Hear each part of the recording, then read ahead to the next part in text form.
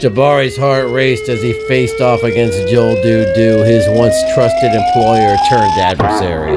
Betty Lou stood at Joel's side, her hooded gaze piercing through the shadows.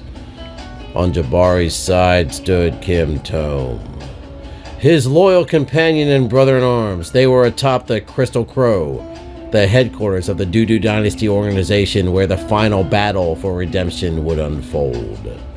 The first battle had been waged in the sweltering heat of Mozambique, where Jabari had unknowingly served Thet Moore Holdings Corp. As a mercenary soldier. The second battle had taken place amidst the sand dunes of Morocco, where Jabari had begun to question his allegiance. Now, as the wind whipped around and swirled atop the towering skyscraper of the Doo-Doo Dynasty organization headquarters, Jabari faced the truth. Thet Moore Holdings Corp. was nothing more than a terrorist shell group manipulating ideology for their own greedy exploits. With this newfound clarity, Jabari squared his shoulders and met Joel's gaze with unwavering resolve. "I trusted you," he said, his voice tinged with betrayal. "But I see now that you are nothing but a pawn in Thet Moore's game." Joel's smirk faltered for a moment before he regained his composure. "And what of it?" he sneered. "You were a useful pawn, Jabari, but you've outlived your usefulness." As the tension between them reached its peak, Kim Tome stepped forward, his guitar slung across his back. "We're not pawns anymore, Joel," he said. His voice was steady the whole time, unwavering.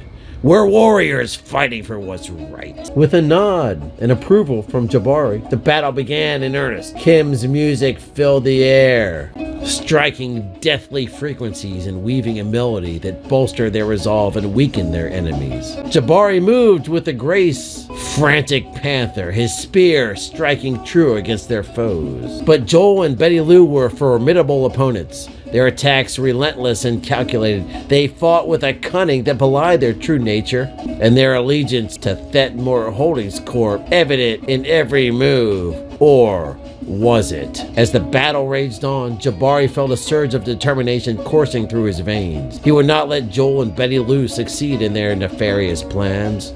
With a primal roar, he unleashed a barrage of attacks, his movements fueled by righteous fury.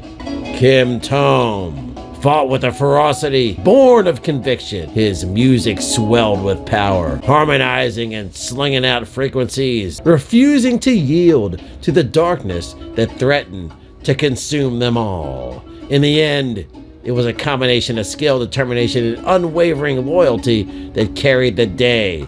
Joel and Betty Lou emerged victorious, their true intentions laid bare for all to see.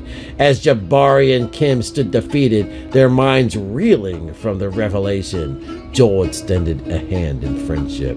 "We're all pawns in Thet Moore's game," Joel said, his voice tinged with regret. "But now, my friend, we have a chance to set things right together."